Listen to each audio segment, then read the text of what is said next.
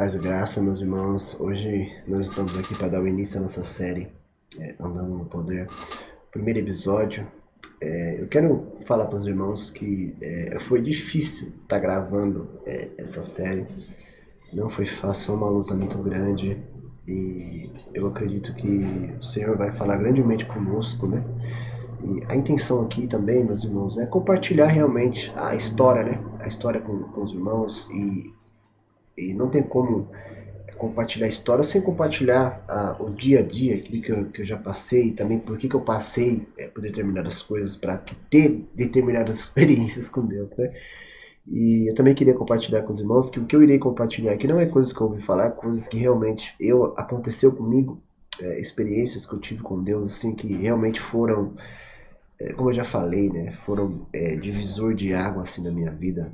E eu tenho certeza que os irmãos também vão ser edificados, vão ser impactados também, vão saber que Deus, que o desejo de Deus também é se relacionar conosco, é nos levar, meus irmãos, a níveis cada vez mais profundo de relacionamento com Ele, a níveis cada vez mais profundo de intimidade com Ele. Esse é o desejo de Deus. E nós podemos viver isso em terra, nós podemos viver isso enquanto estamos aqui. Desfrutar de verdadeiros manás espirituais que tem preparado para aqueles que buscam, para aqueles que querem, para aqueles que amam a Deus, porque isso é bíblico, meus irmãos, né? Aquilo que o olho não viu, o ouvido não ouviu, não subiu ao coração do homem. É aquilo que Deus preparou para aqueles que o amam, né? Então, como será uma série, eu achei interessante compartilhar a história desde o início. Às vezes ouço testemunho e ministração de alguns irmãos nossos falando sobre a sua fé e caminhada, e às vezes não falam dos processos que passaram para chegar até ali ou para chegar a um nível que Deus estabeleceu. Eu acredito que é necessário falar de alguns processos que passamos na caminhada e na vida. Hoje eu olho para trás e entendo muita coisa que eu não entendia há algum tempo atrás. E o porquê que aconteceram determinadas situações ao decorrer da minha caminhada com Cristo. Hoje eu entendo que Deus trabalha com janelas de tempo e nosso papel é somente esperar o tempo que foi estabelecido por Ele e ficar ali firme, firme em Cristo, firme na palavra. E quando nós olhamos exemplos bíblicos, nós nos deparamos com a história de Jó. A história de Jó, nós tiramos ensinamentos valiosos e entendemos que tudo o que tem não um porquê, e sim um para quê. Vemos que todo o sofrimento de Jó, ali que Jó passou, nós entendemos, né, na verdade, porque nós temos acesso à história toda, né? Início, meio e fim. Então nós sabemos que no final Jó vai ver uma experiência maravilhosa com Deus e ainda vai ser muito abençoado por Deus, né? Mas nós percebemos que a história de Jó não começou na terra e sim no céu. O projeto veio de cima para baixo, né? E agora gostaria de te convidar a se colocar no lugar de Jó. Ele não sabia o fim da história e de repente ele vê a vida dele virada às avessas. De uma hora para outra, Jó tinha mulher, filho, propriedades, posses. Jó perde tudo de uma hora para outra. Mas o que quero ressaltar é que se Jó também soubesse o que iria acontecer, talvez o plano se frustraria, talvez, ou provavelmente, ou talvez, não se cumpriria o propósito que Deus tinha. Mas também eu quero entrar em outro ponto extremamente importante, que diz respeito ao atributo de Deus, a um dos atributos de Deus, que é a onipresença de Deus. Ou seja, simplesmente Deus abriu uma janela e viu o futuro e constatou que Jó seria capaz de suportar toda aquela prova e no final viver uma experiência maravilhosa com Deus e ainda ser muito mais abençoado por Deus e fazer com que o nome de Deus fosse glorificado e o diabo fosse envergonhado e reconhecesse que Deus sabe de todas as coisas, né? E como eu disse, né? Deus trabalha por janelas de tempo. E a janela que eu iria me converter se abriu quando eu tinha 17 anos de idade, em que recebi um convite para participar de um culto em um lar. E fui até aquele culto e exatamente nesse dia Deus derramou um poder tremendo naquele lugar, né? E os irmãos que ali estavam começaram a falar uma língua estranha, a profetizar. Eu nunca tinha visto aquele mover todo, aquela manifestação que estava acontecendo ali, até mesmo aquela sensação de paz e quebrantamento que eu sentia. E a atmosfera do ambiente é totalmente transformada. Parecia que todos tinham sido transportados para o céu, ou se o céu tinha descido ali naquele lugar aquela noite. Mas aquele culto estava tão bom, mas tão bom, que aquele culto todo parecia que tinha sido feito para mim, porque parecia que todo o testemunho, cada louvor, cada palavra ministrada era tudo literalmente para mim. E como diz na Bíblia, que a palavra é mais penetrante do que uma espada de dois gumes e que penetra entre a alma e o espírito, né? E meus irmãos, em determinados momentos da vida, todos fazem aquelas perguntas padrão, né? De onde viemos, quem somos, para onde iremos. E eu já vinha querendo ter essas respostas já há um tempo. E eu também, no meu caso, carregava traumas terríveis da minha infância e adolescência, erros que cometi até aquele momento. E quando estava naquele culto, vinha cenas, vinha as imagens na minha mente, né? Realmente era o Espírito Santo trabalhando. Tudo que já tinha passado até ali, tudo que tinha sofrido, eu digo sofrimento, não sofrimento físico, mas sofrimento emocional, na alma, emocional, espiritual, esse tipo de sofrimento. E quem me conhece já sabe, eu já estava chorando rios de lágrimas, porque tudo que era dito naquele culto vinha diretamente para mim. E no final do culto foi feito o apelo e eu aceitei a Jesus ali, né? Naquele momento, em meio às lágrimas, todos aqueles traumas, medos, tudo sumiu. E naquele culto eu já comecei a sentir um mover diferente, uma paz diferente já tomou conta de mim naquela noite.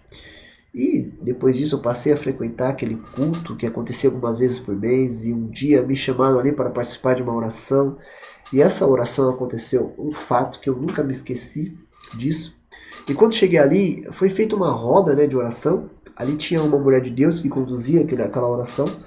E eu me lembro, como se fosse hoje, ela foi tomada pelo poder de Deus, ela apontou o dedo na minha direção e disse assim: O Senhor te diz, meu jovem, que de forma simples e humilde irá pregar a palavra. E quando abrires a sua boca, todos saberão que a unção do Espírito repousa sobre ti.